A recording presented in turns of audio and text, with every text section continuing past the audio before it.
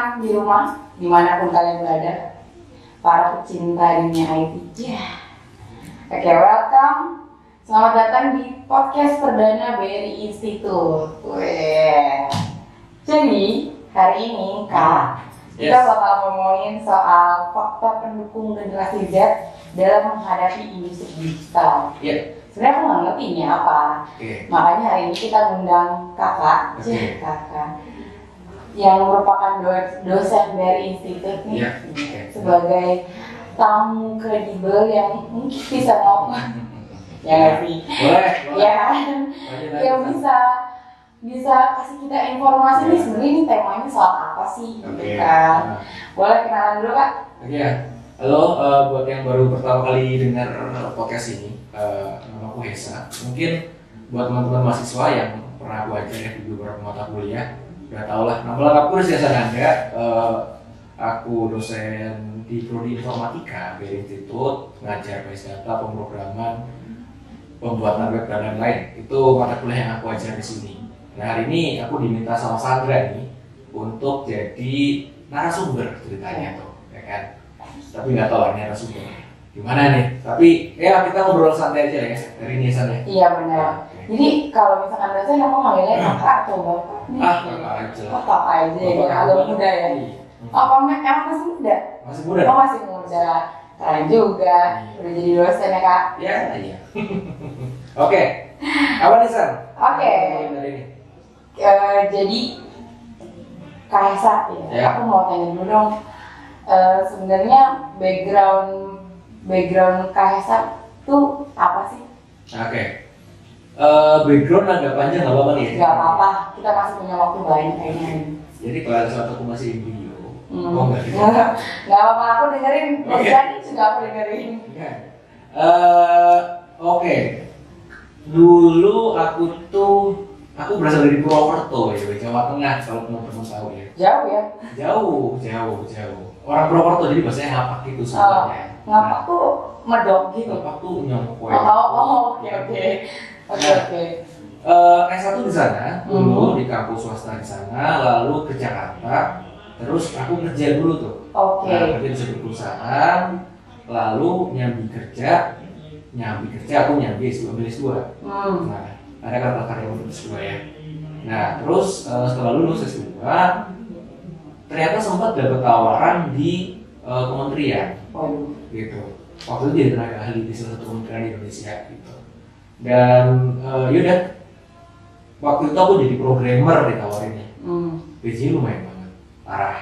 Nah, terus setelah itu kok kayaknya proyek udah selesai, lalu aku sama teman-teman bikin perusahaan sendiri nih.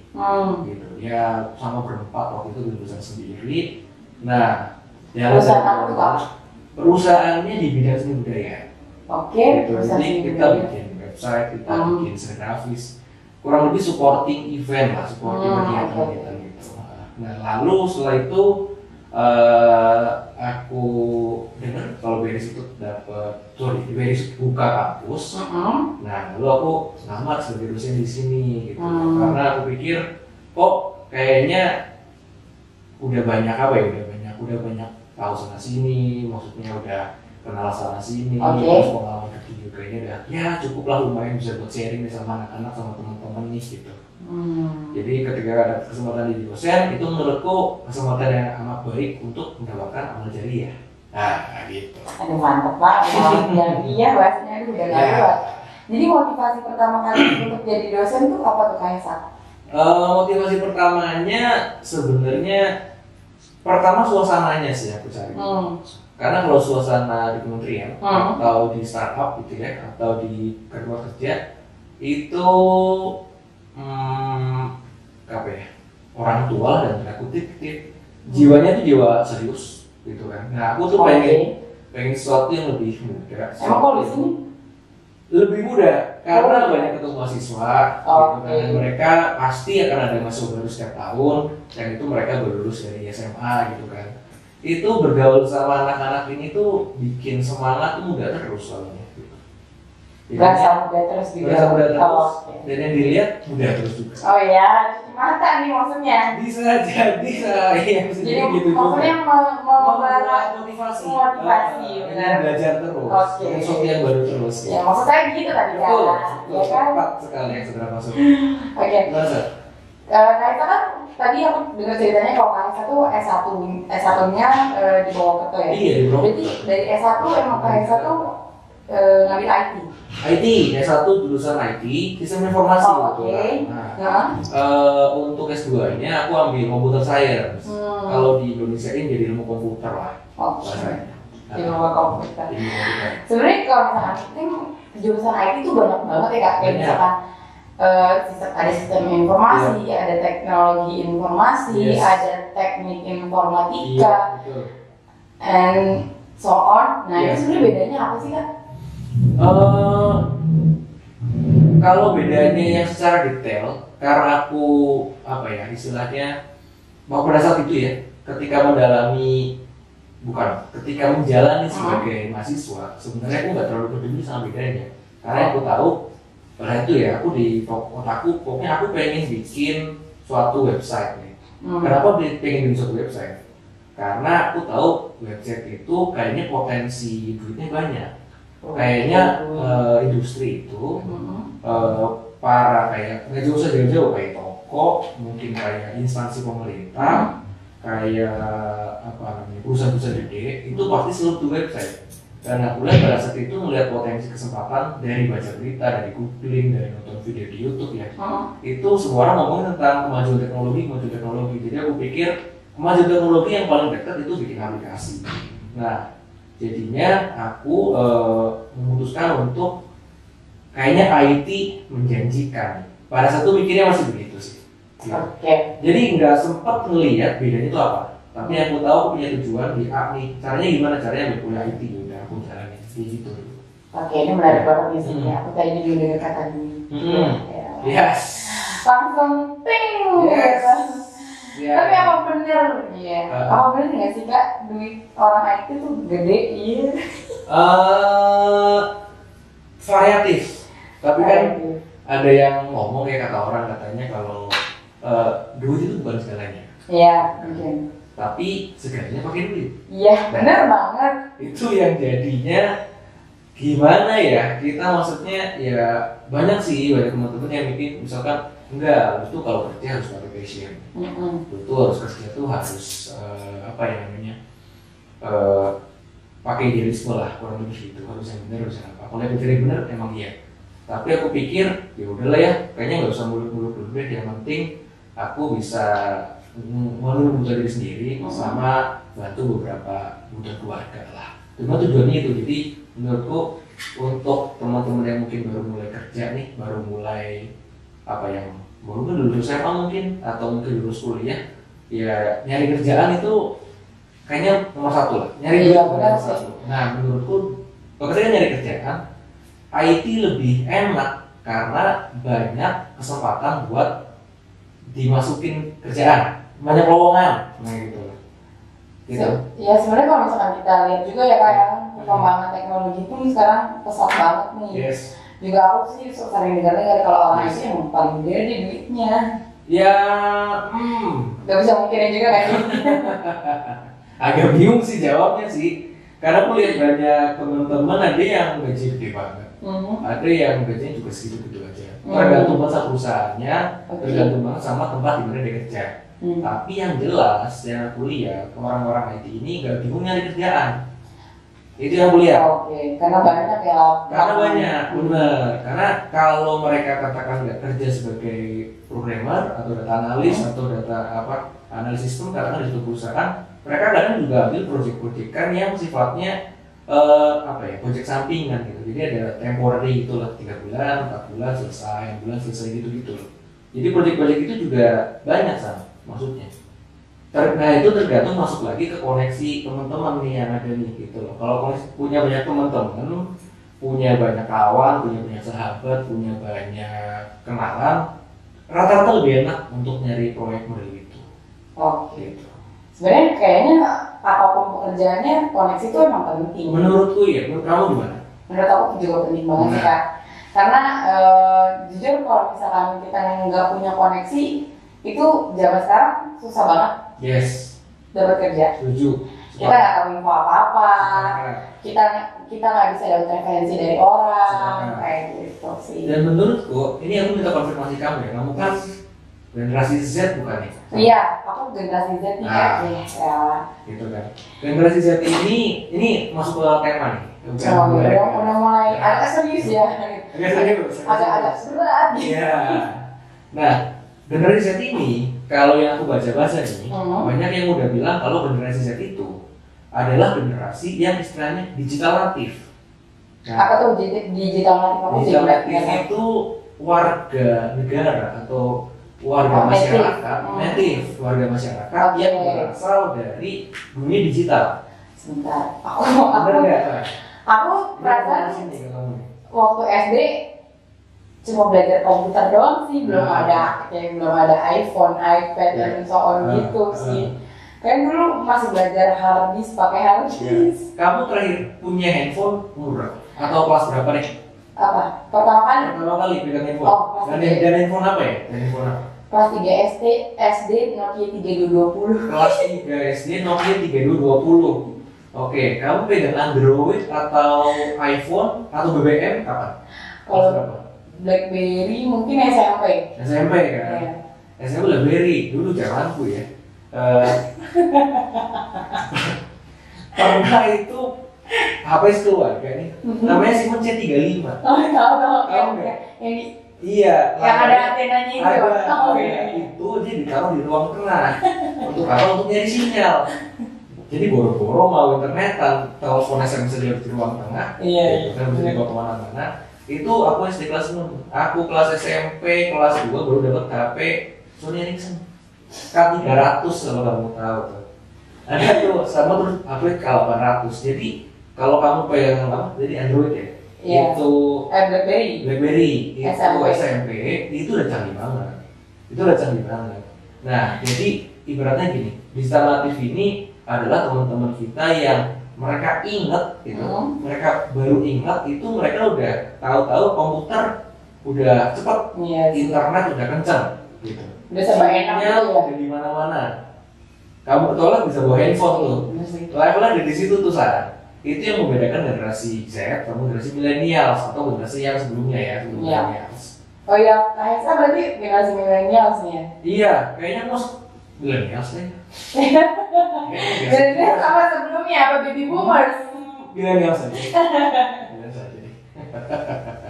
Nah, generasi millennials bedanya adalah mereka generasi yang mengalami antara dua analog sama sama digital. Oke, bentar. Dual analog tuh yang kayak gimana? Analog itu telepon masih warnet. Oke. Terus mesin tik udah jarang, tapi di kantor-kantor masih kepake. Iya sih. Nah, komputer masih Windows XP udah canggih banget. Itu millennials tuh. Nah, itu peralihannya ke situ. Dan kalau kamu pasti Windows XP udah nggak terlalu oke. Windows 7 paling enggak. Enggak, Windows waktu zaman aku sih Windows XP masih oke. Masih karena masuk berapa? Atau kelas berapa? SD kan aku masih belajar hard disk tuh. Iya, aku SMA aja udah masih oke tuh Windows XP asal kamu tahu. Levelnya tuh di situ, San. Pertama kali udah pakai Windows 7 itu pas kuliah. Oh, gitu. Oke. Nah, jadi memang maksudnya generasi Z ini memang apa ya? Mereka tuh udah bisa digampangin bisa enggak, tapi yang jelas teknologi udah maju, apalagi per IT-an itu udah maju sih. Jadi mereka pasti mau nggak mau melek tentang IT. Mungkin bukan sebagai kreator ya, bukan sebagai pembuat, tapi mereka sebagai penggunanya. Jadi pasti kalau belajar handphone, belajar komputer lebih cepat anak-anak sekarang.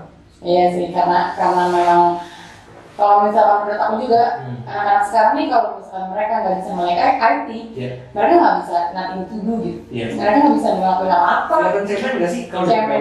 Iya, benar banget. Orang ya. Sebenarnya karena mungkin bukan IT itu bukan jadi apa sih? Udah jadi kebutuhan sebenarnya. Yes. Kayak orang nggak tahu IT, bukan berarti dia supposed to pakai handphone yang mahal atau soal gitu ya. Tapi kalau misalkan dia nggak bisa mengendalikan komputer aja, kayaknya dia juga belum tentu bisa terima kerja. Yes. Nah, kalau di tongkrongan sendiri, tongkrongan kamu nih, dibully nggak kalau anak nggak bisa komputer? Atau ya udah biarin aja lah, nggak bisa komputer normal kok gitu? Gaptek sih pasti dibully. Iya udah nggak boleh. Ya, karena maksudnya misalkan beberapa kita nggak bisa terlalu nggak tahu shortcut di Word atau di Excel itu pasti nggak boleh tuh. Jadi sini aja nggak bisa. Kalau shortcut di Word tuh keren. Iya keren. Iya benar. Karena kan memperlancar pekerjaan kan sebenarnya. Generasi millennials dia bisa nyari komputer aja udah syukur. Levelnya tuh di situ kan. Millennials nih ya, dia udah punya komputer itu udah alhamdulillah. Oke. Gitu. Nah generasi ini agak beda emang, levelnya udah lebih naik lagi tuh emang. Harus jadi bangga nih. Itu memang begitu kan maju teknologi. Terus cuma kan pasti tidak bisa memungkiri dong. Apa? Kayak ya selama ini juga orang kan antara para generasi orang tua nih, baby boomers dan generasi Z ini masih sering nggak ketemu di teknologi kan. Karena kan baby boomers mungkin zamannya lebih lagi. Iya, lebih tua lagi. Lebih tua lagi dan mereka masih belum melek teknologi kadang. Merasa kayak teknologi ini ada dark sides-nya juga. Dan mereka hanya melihat dark sides-nya. Jadi dark sides-nya teknologi ini menurut KS apa sih? Dark sides teknologi, kayaknya sebelum ke dark side kayaknya kita butuh tahu apa ya, behavior kali ya. Oke, behavior apa nih? Perilaku antar generasi pakai teknologi. Oke. Pengalamanku sendiri ya, jadi si mamaku itu tuh dia berpegang handphone tuh ketika umurnya udah mendekati 50. Pegang Android tuh. Karena rata-rata udah pegang tuh udah ada, tapi dia malas pegang. Dia nggak mau pegang karena ngapain lah, kayaknya bukan saatnya nih main-main gitu. Pikirnya handphone cuma buat mainan. Makanya teman-teman di sini masih SMA nih, jangan heran kalau ortunya marahin mainan HP mulu sih. Nah, pemahamannya masih begitu. Karena buat game, buat bersih-bersih, nonton-nonton. Padahal generasi Z ini mereka pakai handphone, pakai komputer buat segalanya. Bisa buat kirim pesan, tektokan sama temen, janjian, meeting. Sekarang ada video conference gitu kan. Terus bisa buat nyari informasi, website semua di situ, bisa buat registrasi gitu kan. Jadi mereka lebih dari yang apa ya? Mereka lebih luas cara memakai teknologinya dibanding dari sebelumnya. Nah ini ketimpangan ini nih yang kadang sering bikin konflik, yang sering bikin jadi ngapain sih HP mulu gitu, ngapain sih handphone bagus-bagus. Bener sih, itu sering banget ya. Betul. HP terus gitu kan, model mama. Betul. Nah yang terjadi ketika generasi yang generasi X itu kan pegang handphone, mereka ternyata yang kuliah lebih apa ya, agak kurang bijak gitu dalam pakai media sosial. Bukan kurang bijak, lebih kaget. Kaget, jadi heran gitu. Loh, kok tiba-tiba gue ketemu sama teman SMP gue yang udah lama banget ketemu, kok tiba-tiba ada reunian sama teman SMA dulu gitu loh. Nah sedangkan teman-teman dari generasi Z ini udah biasa banget begituan. Karena mereka udah lebih advance. Lebih advance. Mereka udah bisa nge-track temennya lagi ngapain, kerja di mana dari status Instagramnya. Iya benar sih. Udah bisa ngecek segitunya. Bahkan sekarang ada aplikasi tracking itu yang agak serem ya. Apa tuh? Yang aplikasi tracking itu Wak, jadi sering apa? Tracking temannya ada di mana, banyak emang ada? Ada. Pernah pakai gitu? Sering banget iklannya sebenarnya. Enggak sepositif itu, jangan ditiru. Tapi sebenarnya yang agak seru menurut aku itu sih karena semakin mudah gitu, kita semakin mudah untuk nge-track orang sebenarnya. Yes, karena kalau dari handphone Android lah ini sebenarnya orang pakai. Android atau iPhone itu kan ada fitur GPS gitu kan. Mau di on mau enggak sebenarnya kita tahunya cuma dari yang kalau kita klik GPS on. Tapi kalau misalnya kita nggak klik GPS-nya itu on tapi GPS-nya ngirim data, sebenarnya kita nggak tahu juga gitu loh. Kita nggak tahu juga. Jadi memang yang paling bahaya adalah ini ngomong si dark side, jadi ngomong bahaya negatifnya. itu adalah data kita. Data ini udah macam-macam di sana. Mulai dari data lokasi, data texting message, foto-foto, video-video, lalu suara juga kadang-kadang gitu loh. Jadi semua itu semua data. Dan semua data kan juga ada informasinya nih gitu loh. Ya kalau misalkan datanya anak SMP gitu, salah satu SMP di satu kota di daerah gitu ya, yang cuma tektokannya sama teman SMP-nya doang, nggak terlalu penting. Cuman bayangin kalau ini tektokan atau chat WhatsApp-nya para menteri. Itu jadi masalah tuh. Para petinggi perusahaan BUMN gitu. Itu jadi agak-agak security-nya harus dipikirin banget tuh, privacy-nya juga harus dipikirin banget karena data ini bisa jadi masalah di kemudian hari. Gitu, itu dark side-nya tentang security dan privacy data sih sebenarnya ya kalau zaman sekarang. Aku jadi penasaran. Aku dengar nih istilah big data. Big data, oke. Berarti apa kalau misalnya big data itu data kita yang tersebar di mana-mana atau bagaimana? Tadi kita udah ngobrolin tentang semua orang sekarang punya aplikasi WhatsApp. Iya. Sekarang kan datanya gak aman tuh. Hampir semua punya Instagram. Yes. Ya datanya mau aman mau enggak, tapi kita nggak bisa apa-apain pertanyaan. Yes, benar. Nanti tinggal dibalikin lagi, kan ada term condition. Kan kamu udah centang, kan udah setuju toh? Nah kalau udah setuju udah dibaca nggak? Nah PR-nya kita jarang baca. Jujur kalau aku juga males baca karena itu berapa page doang dibaca gitu, 14 page, 15 page harus baca ya males lah. Main klik, main iya kan gitu. Nah tadi ngomongin big data, karena semua orang sekarang memproduksi data. Kayak kita nih bikin podcast ya. Ini kan kita lagi posting, ini pasti akan diposting di frame apa namanya berita tertentu gitu ya. Kita akan posting di banyak tempat tertentu gitu kan. Nah, lalu data ini kita menghasilkan data. Ini salah satu contoh podcast. Tapi yang paling banyak status atau story, status WhatsApp atau stories Instagram. Terus postingan-postingan. Nah, orang kan sekarang mungkin udah mulai jarang posting tuh. Orang, tapi kalau stories setiap hari. Bahkan nggak sehari bisa beberapa kali kan. Ada yang panjang, masuk ke titik-titik, itu kan ada tuh. Ada teman kamu yang begitu tuh? Ada. Nah, ini sebenarnya orang-orang tanpa diminta, tanpa disuruh, mereka udah mau memproduksi data. Dan itu video. Ya, kalau stories ya video sama suara lah ya, walaupun cuma beberapa detik gitu kan. Yes, 15 detik. 15 detik. Nah, kamu lebih. Nah, kamu bayangin ya, yang meng-create data ini nggak cuma di Indonesia gitu, tapi juga negara-negara tetangga kan gitu. Jadi kayak Malaysia, kayak Singapura, kayak Myanmar, Thailand, terus naik lagi ke benua Asia Timur, terus Asia Tengah, India, China, semua itu Eropa gitu, Amerika jelas itu mereka semua bikin data gitu kan. Mereka creating data, mereka posting, mereka upload foto segala macam. Nah, kalau dikumpulin jadi satu, ini yang kita sebut dengan data sebenarnya gitu. Jadi emang gede banget, dan pengiriman texting tiap hari, mungkin grup-grup WhatsApp yang kamu masukin, kamu chat sama berapa orang tiap hari itu, berapa line tuh tiap kali kamu kirim. Wow, banyak banget dong. Banyak banget. Nah, data-data ini disebut dengan big data sebenarnya. Nah, kenapa big data jadi penting? Karena untuk ngumpulin data ini jadi data yang terstruktur, itu butuh ilmunya kan, kurang lebih itu ya di database dan data warehouse lah, ilmunya kurang lebih gitu.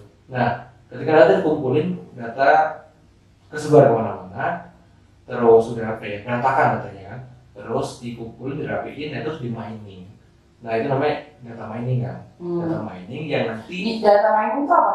Nah, data kan ada kumpul banyak. Data ada kumpul banyak, terus di seperti mining pada umumnya, ketika orang mining itu orang akan mining itu apa tuh? Pengeboran ke dalam bumi. Tambang. Baru kebayang. Ditambang kan, ditambang muncul oil, muncul minyak, terus muncul sesuatu yang berharga. Nah, kalau konteksnya di data, sesuatu yang berharga itu namanya informasi. Nah, muncul informasi ini bisa bentuknya pola, bisa klasifikasi, bisa bentuknya macam-macam. Salah satu penggunaannya ketika kamu ditawarin iklan. Advertisement. Nah, contohnya gitu. Kok bisa Sandra habis ngomongin tentang sepeda, terus tahu tentang sepeda. Oh iya, itu sering banget. Kamu baru ngomongin sepatu. Sepatu yang itu lucu tuh, sepatu itu bagus. Nah, terus muncul iklan sepatu, di sini lagi ada diskon. Nah, atau kamu nggak bisa searching di Google gitu, katakan misalkan kamu pengen beli kosan murah, nyari kosan nih contohnya. Dan muncul tuh iklan tentang kosan, iklan tentang rumah, iklan tentang sekolah segala macam, tuh universitas juga masuk. Nah, itu datanya pakai data mining dan itu pakai klasifikasi segala macam tuh sana. Nah, orang yang ngerjain itu namanya data scientist. Kurang lebih urutannya begitu tuh. Jadi big data itu ya apa ya? Big data itu baru diujuk banget nih. Tapi ada ilmu-ilmu lain yang membuat data yang besar ini jadi ada artinya, jadi bisa dipakai gitu. Berarti sebenarnya data apapun yang kita kirim gitu ya, walaupun itu kesannya bersama chat, itu aman ya? Itu perdebatan sih, masih diperdebatan sampai sekarang antara itu aman atau tidak. Tapi yang jelas kamu perlu tahu kalau semua data yang kamu pakai ini, aplikasi-aplikasi kan ada perusahaan yang bikin kan? Iya. Gitu kan. Ya, ini perusahaan swasta loh. Iya. Nah, jadi semua data yang kamu chat itu ya kesimpan di server. Servernya punya siapa? Servernya punya perusahaan swasta ini. Gitu. Oke, ini agak cukup mencengangkan. Ya, kalau ngomongin dark chat ya agak-agak gitu. Sebenarnya yang aku kagetnya ya, kayak saja kejadian beberapa waktu lalu, jadi ada aplikasi gitu, aplikasi yang sebenarnya aku dulu cuma buat lucu-lucu aja, kayak aku pengen tahu nih nomor aku di save apa, kayak kontak. Cuma waktu itu aku emang di handphone tuh download ini kan, mobile banking. Habis gak lama setelah download kontak tersebut, aplikasi tersebut gitu, aku tuh dapet telepon. Ngakunya dari bank yang aku pakai ini, mobile banking. And that's so scary. Kayak aku langsung kayak, wow, ini cepet banget loh gitu. Dia sampai tahu nama panjang aku tuh, dia sebut nama panjang aku kayak, halo Kak Alexandra Alfieri gitu. Sedetail itu ya? Sedetail itu, dan itu that's so scary menurut aku. Ya memang, ya akhirnya mau gak mau kan sebenarnya kita akan nyerahin data-data info pribadi kita kan. Entah itu dari, at least paling nggak email, nomor lengkap sama nomor handphone. Itu paling umum tuh, di mana-mana tuh orang minta sapit kesini gitu kan. KTP sekarang juga agak aman sih. KTP udah mulai umum sekarang. Kalau zaman dulu orang mikir mau KTP mikir-mikir, ini siapa? Kok tiba-tiba minta nomor KTP? Tapi kalau zaman sekarang banyak aplikasi yang akhirnya minta nomor KTP, ya langsung dikirim. Atau alamat lengkap. Nah, misalkan kamu mau beli belanja online, ya kalau nggak pakai alamat lengkap, terus barang mau dikirim kemana kan aneh gitu kan. Kalau kamu pesen Gojek, kamu pesen ojek online, kamu pesen makanan online, ya kalau alamatnya nggak dikasih lengkap kan juga nggak bisa juga tuh dikirim ke tempat yang tepat kan gitu. Iya benar. Itu kan yang jadi PR. Jadi mau nggak mau harus dimasukin, kita harus kasih inputan yang benar datanya. Tapi memang kalau nggak hati-hati itu ya datanya bisa dijual dalam tanda kutip atau diperjualbelikan atau dipakai ke perusahaan lain atau ke institusi yang tidak bertanggung jawab. Contohnya kayak tadi yang Sandra, kasus yang Sandra kejadian tadi tuh. Aku jadi penasaran, sembari ngomongin dark side nih. Aku dengar istilah deep web. Deep web. Ini sebenarnya agak aman sih, aku dengar karena masa ya? Aku sebenarnya gimana tentang itu? Karena gini, ini menurut aku agak aman bagi aku karena kebetulan aku latar belakang psikologi. Gitu ya Kaisa. Oke, tentunya dulu satunya psikologi dulu ya. Oke, jadi gimana dong psikologi? Jadi banyak banget yang bilang kalau misalkan di deep web itu mereka suka dapat trigger dari misalkan ada bahasa psikologinya. Kayak trigger kayak misalkan gimana cara untuk bunuh diri, suicide. Sampai cara ngebunuh orang, atau misalkan dia punya kayak diary about psychopath, something like that gitu. Nah itu gimana sih sebenarnya?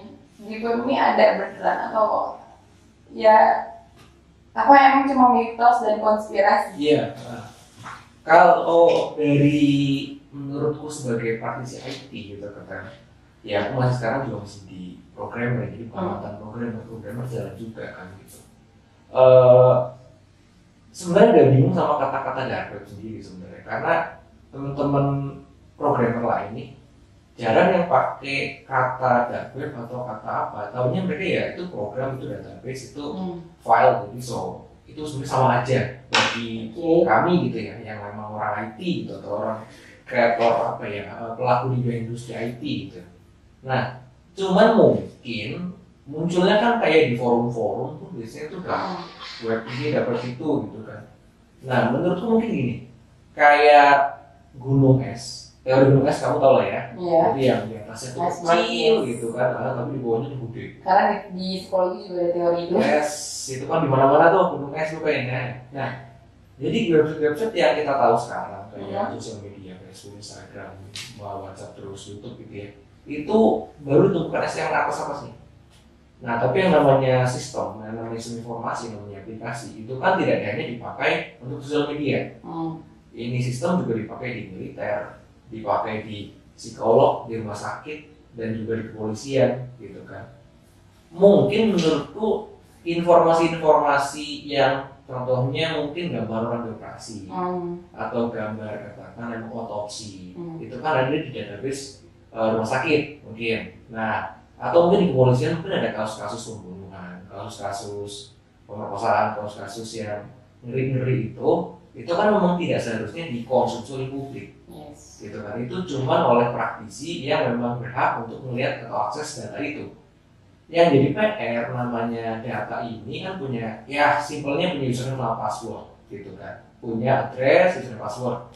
Nah, address, username, password ini itu yang mungkin tersebar di beberapa forum-forum khusus, bisa itu di website atau itu di media chatting gitu. Itu forum-forum ini yang bikin jadi informasi yang seharusnya tidak tercover oleh publik, jadinya orang jadi tahu. Itu yang namanya dark web mungkin. Yang jadi mungkin kalau orang konsumsi informasi itu orang jadi stres, orang jadi gak punya harapan hidup atau mungkin jadi putus asa, jadi sebel. Aku pikir sih karena mereka banyak baca sesuatu yang trigger gitu ya. Trigger yang seharusnya mereka nggak harus dengar. Menurutku jauh karena gara-gara itu. Ya memang karena mereka kebanyakan ngulik gitu. Ngulik. Kayak kepo ya. Kepo. Akhirnya masuk sampai titik yang dimana dia kayak udah terlalu dalam. Jadi kayak harusnya nggak terlalu dalam, di luar aja udah cukup sebenarnya. Tapi nggak mau. Karena kan orang itu suka puas ya. Iya. Ya terus drill down, terus akhirnya nemu deh begitu. Oke. Kayak kita cukup ngomongin dark side nih Kak. Iyalah, capek kan kayaknya. Sebenarnya happy aja Sar. Oke. Sebenarnya aku mau balik lagi ke tema kita nih Kak, ngomongin soal industri digitalisasi. Sebenarnya ini dibilang ngerti banget juga enggak, dibilang nggak ngerti banget juga enggak. Misal aku mau tanya sedikit sih sebenarnya itu apa gitu, istilah apa sih Kaisa? Industri digital ya, gitu ya. Ini mungkin banyak banget buku atau mungkin banyak artikel lah yang membahas tentang ini ya. Tapi kalau beberapa yang aku baca, yang menurut Kaisa aja gitu, yang aku lihat gitu ya, suka sama aku nih, industri digital itu yang itu kaitannya sama 4.0 itu kan, 4.0 itu kan. Ini industri, oke. Menurutku kan gitu, industri digital itu menurutku ya digitalisasi industri digital atau 4.0 itu menurutku tentang gini loh. Jadi kan tadinya kita dunia ini kan punya usaha, punya bisnis, punya instansi yang mereka saling jual beli lah ya, jual beli. Nah, lalu tadinya dilakukan dengan cara tradisional. Tadinya kalau kamu mau kirim duit ya mungkin kamu transfer ke bank, kamu harus ke bank dulu, gitu kan. Nyetak duitnya, betul, gitu kan. Terus kamu mau jualan ya kamu harus sewa toko dulu, gitu kan. Terus ya banyak contoh lain. Tapi kalau industri 4.0 digitalisasi ini, jadi sebenarnya proses-proses bisnis yang tadinya dijalankan by manual, badan yang konvensional sekarang berubah dialihkan menjadi digital. Atau at least dengan adanya sistem informasi dengan adanya digital ini, itu bisa dalam tanda kutip menggantikan atau melengkapi proses-proses bisnis yang tadinya dilakukan secara manual. Paling gampang tol. Nah, paling gampang pintu tol tuh. Tadinya kan orang harus nungguin jagain ya. Jagain bayar kembalian gitu kan. Nah sekarang udah enggak gitu. Sekarang udah pakai tab segala macam. Nah sebenarnya kenapa digital lebih lebih cepat karena ada ekosistem. Contoh gini. Ekosistem nih. Contoh kita ngomongin tentang pintu tol ya. Pintu tol itu kalau ada mesin otomatis pintu yang bisa tutup sendiri atau buka sendiri nggak akan jalan. Itu harus ditemuin dulu. Setelah itu ditemuin, lalu ditemuin imani dulu sebuah kartu yang itu ada duitnya, yang itu bisa berkurang kalau di-tap ke suatu alat gitu ya. Nah itu berarti kan harus ada transfer duit segala macam di situ tuh. Nah terus alat untuk mendeteksinya itu, lu bisa tuin antara pintu yang buka tutup sama card reader lah ya. Kalau buat bahasa kartu ini nih, di-tap lalu dikurangi. Nah itu kan juga harus temunya satu-satu. Ketika ada untuk ekosistem, bisa pintu nutup, otomatis ada mesinnya, lalu ada sistem pengurangan saldonya, ada cardnya ditemuin, ya jadi satu sistem yang itu bisa menggantikan posisi kerja manusia. Nah jadi digitalisasi kurang lebih begitu, sesuatu yang memang tadi manual bisa jadi sekarang lebih cepat dari handphone kamu, dari laptop kamu sekarang jadi bisa. Sebenarnya gantiin aja sih. Dan tapi itu terjadi di semua lini industri. Tapi sebenarnya agak serem juga nggak sih? Berarti kan kalau kemajuan di industri digital ini semakin banyak banget orang yang bakal di PHK. Maksudnya, ya kan?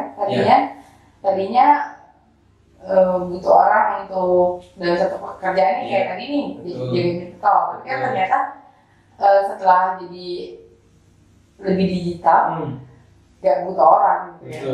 Betul. Nah ini yang sebenarnya ancamannya makin nyata ketika kaitannya sama dengan riset. Nah, kita kan dengan riset ini berarti katakan mereka yang bisa yang paling awal kan yang udah lulus tahun-tahun ini ya, baru masuk dunia kerja kan kayak kamu gitu ya. Atau yang lebih agak muda-muda lagi ya berarti mungkin teman-teman kita yang masih SMA atau sampai sekarang nih, yang mau kuliah, betul, yang mau kuliah itu umur begitu emang nanti 4 tahun lagi mereka yang akan masuk ke dunia kerja, kan gitu ya. Nah, yang mereka hadapi nanti itu pasti koneksi internet yang sangat cepat sama banyak otomatisasi atau digitalisasi, istilahnya gitu. Nah, otomasi itu contohnya kayak tadi yang pintu tol, pintu tol otomatis, nggak butuh orang. Atau digitalisasi, orangnya jadi berubah. Tukang ojek pangkalan sama tukang ojek online itu kita udah lihat berita mereka bertengkar tuh udah dari kapan tahu kan? Udah lama tuh beritanya tuh. Sekarang nggak ada beritanya juga. Nah, akan makin nyata dan makin dekat dalam tanda kutip ancaman ini ke teman-teman kita yang riset. Karena teknologi cepat banget nih, gitu kan. Nah, tadi balik lagi pertanyaannya. Jadi lupa. Jadi si industri ngantiin orang ya. Ngantiin orang ya, oke. Sebenarnya nggak harus takut. Cuman memang cara bekerjanya, skill bekerjanya, terus mentalitas bekerjanya itu emang yang harus dirubah. Gitu. Kalau yang ngomong, kalau digital itu sistem robot digital itu sebenarnya tidak akan menggantikan peran manusia, tapi akan menggantikan peran pekerjaan. Jadi manusia kan tetap ada, tetap dibutuhin, cuma skillnya beda. Bahkan mereka ada yang ngomong itu komplementer, saling melengkapi. Ada yang ngomong itu akan justru malah membantu kerja manusia, jadi manusia kerjanya lebih ringan. Ada yang ngomong gitu. Jadi pertanyaan aku nih agak krusial nih Kak. Sebenarnya generasi Z ini penting nggak sih melek IT? Nah, jadinya untuk memahami bagaimana cara sistem ini bekerja, ya mau nggak mau harus ngerti IT. Tuntutannya udah bukan di level kayaknya kalau tahu IT enak deh. Enggak, memang harus tahu jadinya. Oke, jadi gitu. Generasi Z ini harus tahu IT. Harus tahu. Nah, pilihannya kan gini, kamu jadi pemakai IT nih, produk-produk IT, atau kamu mau jadi pemain yang ikut masuk ke industrinya. Pilihannya sekarang di situ, itu di teman-teman kita, terserah mau pilih yang mana. Gitu. Tapi wajib ya, berarti maksudnya sekarang udah tuntutan jangan banget. Mau nggak mau sih, jadi dipaksa. Yes. Mau itu harus atau tidak ya. Gitu. Oke. Terus menurut Kaisa, apa aja sih yang perlu disiapin sama generasi Z nih untuk kedepannya menghadapi si industri digital yang bakal makin keren lagi, menggila lagi, berkembang pesat yang agak ngebut gitu loh. Yes. Menurutku ada beberapa faktor nih, Sa. Oke. Kayak pertama mungkin cara pikirnya, pola pikir nih. Oke, pola pikir kayak gimana tuh? Pola pikir sebenarnya jauh kita tentang itu pasti. Mental tuh gimana maksudnya?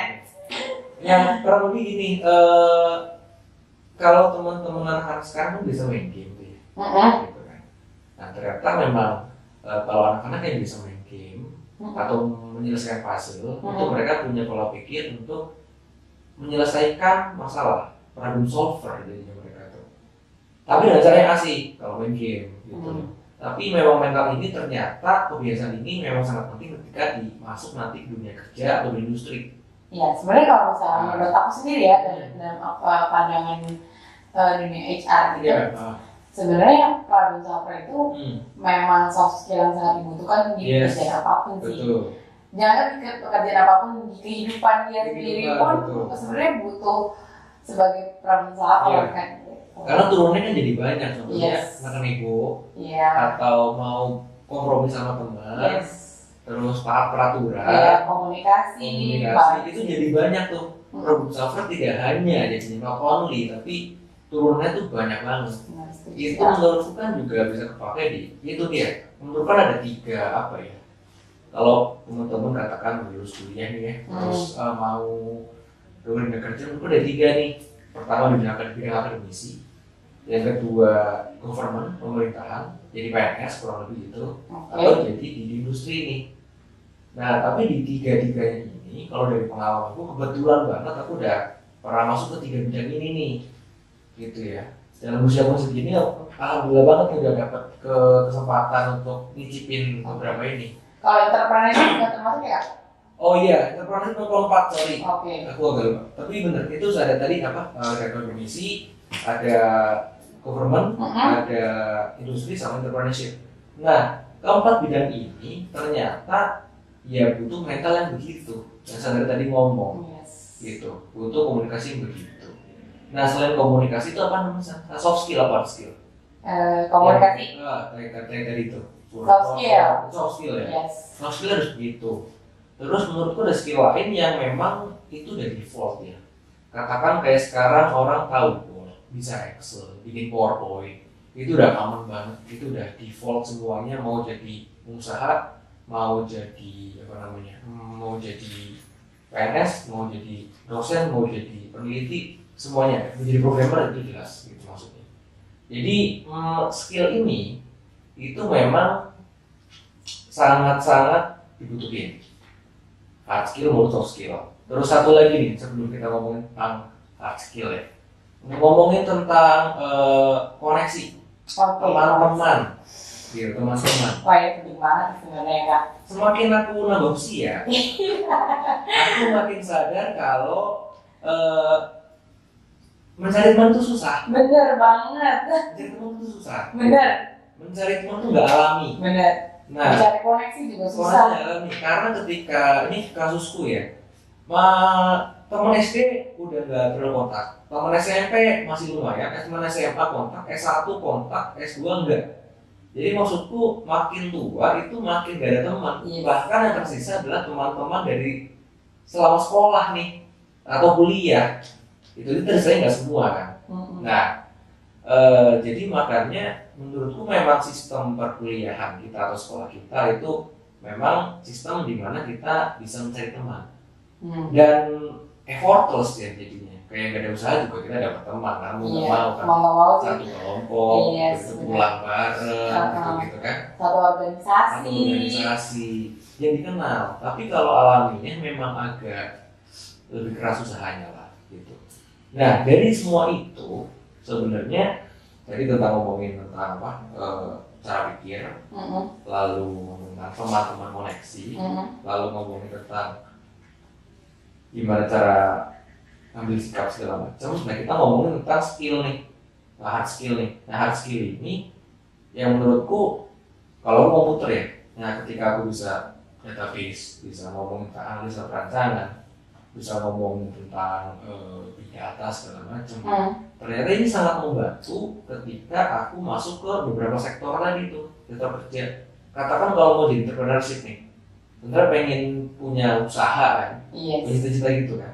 Insya Allah pengen gitu. Nah, punya usaha, punya karyawan, buka bisnis gitu kan ya. Akan sangat membantu kalau kamu punya hard skill tentang IT. Contoh paling simpel, kalau kamu pengen bikin website, kamu nggak harus ke tukang website, kamu udah tahu cara bikin websitenya. Atau misalkan kamu bikin laporan, kalau kamu tahu Excel, kamu bisa bikin laporannya, atau at least bisa bacanya lah. Jadi nggak dibego-begoin. Jadi nggak dibego-begoin, betul. Jadi kamu minta tolong karyawan kamu juga lebih enak, kan gitu ya jadi. Nah itu juga yang sangat membantu ketika kamu punya hard skill sebenarnya. Terutama ya yang formal di IT lah. Oke, Kak Hesa, setelah kita ngobrol panjang tadi nih ya, aku mau narik kesimpulan. Boleh. Jadi yang pertama, pendidikan itu penting. Ya, dari poin terakhir dulu ya, pendidikan itu penting. Jadi generasi Z ini juga penting banget buat sadar IT. Betul. Benar nggak sih? Untuk menyiapkan masa depan mereka. Oke deh. Jadi kayaknya cukup segitu aja perbincangan kita hari ini. Iya. Kayak aku juga mau ngingetin kalau misalkan ngomongin soal pendidikan di IT, BRI Institute masih buka pendaftaran. Masih buka ya? Masih. Nih, ngomong ke Sandra nih. Ada ikan dikit ya. Iya. Nanti ke Sandra dulu, baru nanti ketemu. Oh iya. Nanti bisa dicek aja di Instagram. Di Instagramnya BRI Institute itu infonya lengkap banget, bisa langsung cek ke sana. Oke. Kayaknya sekian dulu podcast kita hari ini. Jadi masih jualan katanya? Mau jualan dulu? Enggak, udah. Nanti kan mereka pasti nonton ini langsung ke Instagram BRI Institute kan. Di follow ya, Instagram BRI Institute ya, jangan lupa. Nanti biar ketemu Kak Hesa di kelas gitu. Nanti ketemu aku. Kak Hesa pinter loh orangnya ya kan ya guys. Jadi nanti bisa nanya-nanya personal sama Kak Hesa kalau masuk sini. Oke, Kak Hesa, thank you banget udah mau share ke kita, yang jelas apa yang Kak Hesa bagiin hari ini pasti bermanfaat buat aku. Mudah-mudahan ya, bisa diterima semua ya. Iya, buat teman-teman juga yang di rumah, yang di mobil, yang lagi di jalan, ya pokoknya dimanapun itulah, semoga bermanfaat juga bagi teman-teman semua. See you in next podcast, Kak Hesa. Mungkin masih Kak Hesa minta tamunya atau masih saya maksudnya? Nanti tunggu podcast episode berikutnya aja. Ini kan proses perdana nih ya. Nanti mungkin bisa episode lagi atau saya lagi ya. Nggak tahu ya kita. Episode lain. Iya, kebanyakan tuh. Banyak. Dosen kece ya. Iya benar. Oke. See you, Kak Hesa. Oke, thank you Sandra. Thank you, Kak Hesa. Thank you. Bye guys.